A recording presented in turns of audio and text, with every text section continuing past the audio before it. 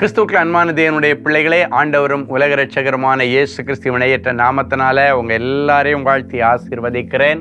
இந்த பிப்ரவரி மாதம் 7ஆம் தேதி மங்கள வார்த்தை நிகழ்ச்சி மூலமாக உங்க எல்லாரையும் நேரடியாக உங்கள் வீடுகளில் பார்க்கறது எனக்கு ரொம்ப ரொம்ப சந்தோஷம். கர்த்தர் உங்களை ஆசீர்வதிப்பாராக. சரி, இன்னைக்கு ஆண்டவர் உங்களுக்கு என்ன மங்கள வார்த்தை வச்சிருக்கிறாரு? 2 தீமோத்தேயு 1ஆம் அதிகாரம் 7வது வசனம். பலமும் அன்பும் தெளிந்த புத்தியுமுள்ள ஆவியையே கொடுத்திருக்கிறார். உங்களுக்கு பலவீனத்தின் ஆவியை ஆண்டவர் கொடுக்கல, பலமுள்ள ஆவியை கொடுத்திருக்கிறார். அன்புள்ள ஆவியை கொடுத்திருக்கிறார். அன்பு செய்ய வைக்கிற ஆவியை கொடுத்திருக்கிறார். தெளிந்த புத்தியை கொடுத்திருக்கிறார். உங்களை மந்த புத்தி உள்ளவர்களாக அல்ல, தெளிந்த புத்தி உள்ளவர்களாக ஆண்டவர் உன்னை ஆசீர்வதித்திருக்கிறார். இந்த 3ஐயும் கொடுக்கிற ஆவியானவர் இன்றைக்கு உங்கள் மேலே இறங்கி வருகிறார். பலம் அப்படின்னா ஸ்ட்ரென்த் கொடுக்கிறவர். அன்பு அப்படின்னாச்சுன்னா தாராளமாக அன்பை அள்ளி கொடுக்கிற ஆவிக்குரிய ஆசீர்வாதம்ல ஒரு வாழ்க்கை. 3வது தெளிந்த புத்தி, நல்ல கிறிஸ்டல் கிளியர் மைண்டையும் அறிவையும் கர்த்தனை கொடுக்கிறார். நிறைய குடும்பத்தில் பிள்ளைங்க பப்ளிக் எக்ஸாமுக்கு ரெடி ஆகுறாங்க. சில குடும்பத்தில் கவர்மெண்ட் எக்ஸாமுக்கு வேலைக்காக ரெடி ஆகுறாங்க. செமஸ்டர் எக்ஸாமுக்கு ரெடி ஆகிட்டு இருக்கிறாங்க. ஆனுவல் எக்ஸாமுக்கு ரெடி ஆகுறீங்க. இன்னைக்கு உங்களுக்கு எக்ஸாம் எழுதுறதுக்கு ஒரு பலம். நிறைய பிள்ளைக்கு அந்த நேரத்தில் தான் பலவீனம் வரும். நிறைய வாலிப பெண் பிள்ளைகளை பார்க்குற அந்த நேரத்தில் தான் வயிற்று வலியில் ரொம்ப கஷ்டப்படுவாங்க. நிறைய பிள்ளைங்க அந்த நாட்கள் எக்ஸாம் நாட்களில் அந்த தீராத உதிரப்போக்குனால எனக்கு எக்ஸாம் எழுதுகிற மைண்டே இல்லை, தெம்பே இல்லைன்னு அழுகிறத நான் பார்த்துருக்குறேன் ஜெபிக்க வரும் பொழுது. சில பிள்ளைங்க இப்போ பார்த்தா எனக்கு இந்த நோய் வருது, இந்த நேரம் தான் எனக்கு வீசிங் வருது, எனக்கு எக்ஸாம் நேரத்தில் தான் சொல்லி வச்சா மாதிரி தலைவலி வருது, சொல்லி வச்சா மாதிரி எனக்கு வீசிங் வந்துடுது, சளி வந்துடுது, ஜுரம் வந்துடுது, அழுறாங்க. இன்னைக்கு ஆண்டவர் சொல்கிறாரு, உங்களுக்கு பலனுள்ள ஆவியை கர்த்தர் கொடுக்கிறார். நல்லபடியாக எக்ஸாம் எழுத, நல்லபடியாக உங்களுடைய வேலைகளை செய்ய ஒரு பலன். சிலர் சொல்லுவாங்க, நான் வேலைக்குன்னு கிளம்பும் போது தான் ஒரு சோர்வு எனக்குள்ள வருது, கம்பெனிக்கு போகலான்னு சொல்லும் பொழுது சோர்வு வருகிறது, ஊழியத்துக்கு போகலான்னு சொல்லும் பொழுது எனக்கு பலவீனம் வருகிறது. இன்றைக்கு அப்படி அல்ல, பலமுள்ள ஆவி உங்கள் மேலே இறங்குகிறார். பரிசுத்த ஆவியானவரிடத்தில் வரும் பொழுது நீங்கள் பலன் அடைவீர்கள். 2வது அன்புள்ள ஆவியானவர் அப்படின்னா அடுத்தவர்களை மன்னிக்க வைக்கிற ஆவியானவர், மற்றவர்களோடு இயல்பாக பழக வைக்கிற ஆவியானவர், மற்றவர்களை நேசிக்கிற இருதயமுள்ள ஒரு ஆவியானவர் இன்றைக்கு உங்கள் மேலே இறங்கி யாரெல்லாம் நேசிக்க முடியலையோ அவங்க எல்லாரையும் எண்ணிலிருந்து நீங்கள் நேசிக்கிற ஒரு இருதயத்தை, நீங்கள் படிக்கிற இடத்துலையோ, வேலை செய்கிற இடத்துலையோ, ஊழியம் செய்கிற இடத்துலையோ, யார் மேலே உங்களால் அன்பு செலுத்த முடியலையோ அவர்கள் மேலே அளவில்லாத அன்பு செலுத்த கர்த்தர் இந்த நாளில் ஒரு பரிசுத்த ஆவியானுடைய அபிஷேகத்தை உன் மேலே ஊத்துறாரு. 3வது தெளிந்த புத்தி. ஒரு மனுஷன் வாழ்கிறதுக்கு தெளிந்த புத்தி வேணும், ஊழியம் செய்ய தெளிந்த புத்தி வேணும், படிக்கிறதற்கு தெளிந்த புத்தி வேணும், சாதனை பண்ணுறதுக்கு தெளிந்த புத்தி வேணும். நிறைய பேருக்குள்ள குழப்பத்தின் புத்தி இருக்கும். அப்படின்னா இதுவா அதுவா, அப்படி இருமன நிலை உள்ளவன் எங்கேயும் நிற்க முடியாது. அப்படி அல்ல, இனி தெளிந்த புத்தி, இதுதான் ஆன்சர், இதை தான் எழுதணும். கிறிஸ்டல் கிளியர் மைண்டை கர்த்தர் உங்களுக்கு கொடுத்து நீங்கள் ஒவ்வொருவரும் உங்கள் ஃபீல்டில் இனி கலக்க போகிறீங்க. உலகத்தை கலக்குகிறவர்கள் இங்கேயும் வந்திருக்கிறார்கள் என்று சொல்லத்தக்கதாக கர்த்தர் உங்களுக்கு அற்புதம் செய்வார். குறிப்பாக எக்ஸாமுக்காக காத்திருக்கிற பிள்ளைகள் இந்த வசனத்தை டெய்லி உங்கள் தலைமையில் கையை வச்சு நீங்கள் ஜெபம் பண்ணிவிட்டு நீங்கள் படிங்க, எக்ஸாம் எழுத போங்க. ஆவியானவர் உங்கள் கூட இருந்து பெரிய காரியங்களை செய்வார். பெற்றோர்கள் பிள்ளைகளை எக்ஸாமுக்கு அனுப்பும் பொழுது இந்த வார்த்தையை சொல்லி ப்ளஸ் பண்ணி அனுப்புங்க. இந்த பிப்ரவரி மாதம்னாலே பிள்ளைகளுக்கு ஒரே டென்ஷன், எக்ஸாம் டே ஸ்டார்ட் ஆகுது. ஸோ கர்த்தர் பெரிய காரியங்களை செய்வாராக. இப்போ ஒரு சூப்பர் நேச்சுரல் மிரக்கிள், ஒரு அற்புதத்தை நம்ம கேட்க போகிறோம்.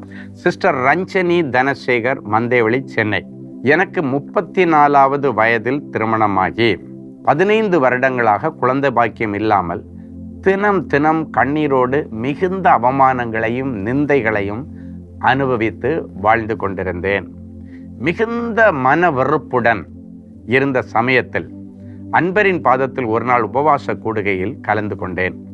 சகோதரர் ஸ்டீஃபன் அவர்கள் வழங்கிய தேவ செய்தியும் அவர் ஏறெடுத்த ஜெபமும் என்னை தேற்றினது, என்னை ஆறுதல் படுத்தினது. கூட்டத்தின் முடிவில் தனி ஜெபத்தில் அற்புதத்தை எதிர்பார்த்து சகோதரர் ஸ்டீஃபன் அவர்களிடம் ஜெபிக்கும்படி கேட்டுக்கொண்டேன். சகோதரர் அவர்கள் மங்கள வார்த்தை சொல்லி ஜெபித்து என்னை ஆசீர்வதித்து அனுப்பினார். கர்த்தர் அந்த ஜெபத்தை கேட்டு என்னுடைய 48வது வயதில் கற்பம் தரிக்கும்படி கர்த்தர் கிருபை செய்தார். கர்த்தருடைய கிருபையினால் சுகப்பிரசவத்தில் அழகான பெண் குழந்தையை பெற்றெடுக்க கர்த்தர் உதவி செய்தார். யோசித்து பாருங்க, 34 வயசுல கல்யாணம், 15 வருஷம் குழந்தை இல்லை.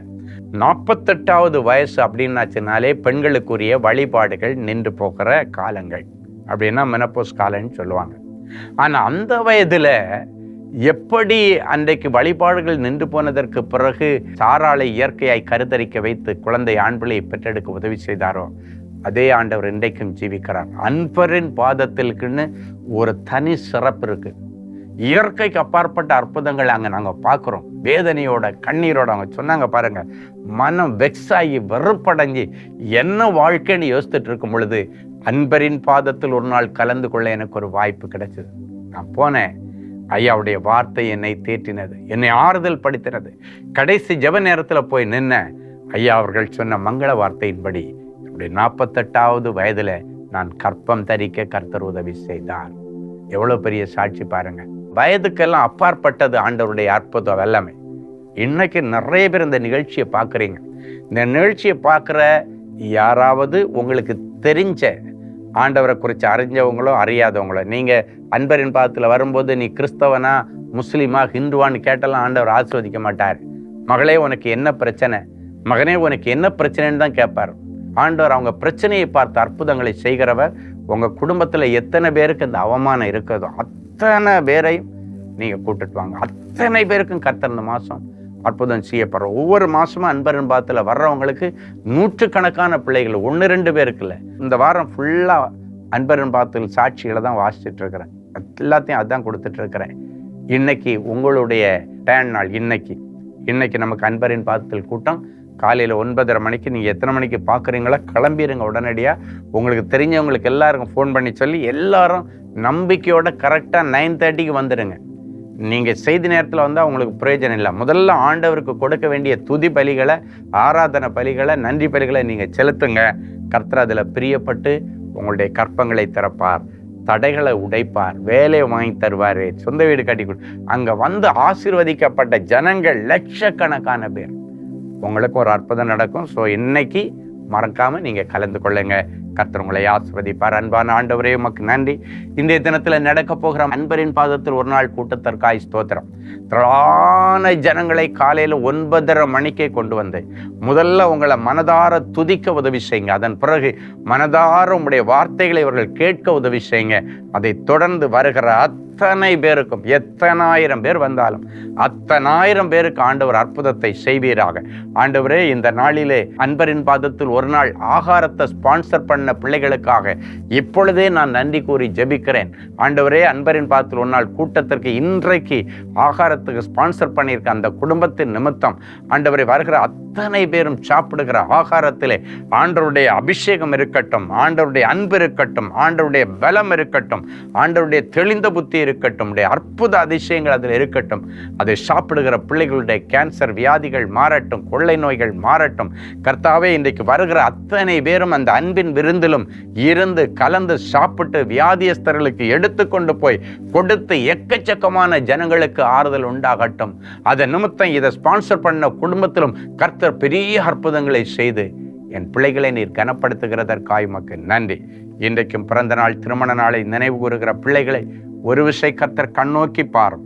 வானத்தையும் பூமியையும் உண்டாக்கின கர்த்தர் சீயோனிலிருந்து உன்னை ஆசீர்வதிப்பாராக என்ற வார்த்தை அப்படியே நிறைவேறட்டும். இயேசுவின் மூலம் பிதாவே, ஆமென். அன்பு தேவனுடைய பிள்ளைகளே, இந்நிகழ்ச்சியின் மூலம் நீங்கள் பெற்றுக்கொண்ட ஆசீர்வாதங்களையும் உங்கள் ஜெப விண்ணப்பங்களையும் அனுப்ப வேண்டிய முகவரி: தேவனின் அன்பு ஊழியங்கள், Vinayak avenue, OMR road, Okkiyam, Thoraipakkam, Chennai 600097. மேலும் 24 மணி நேர ஜெப உதவிக்கு 044-24547-999 மற்றும் 9941150999 என்ற எண்களுக்கு தொடர்பு கொள்ளுங்கள்.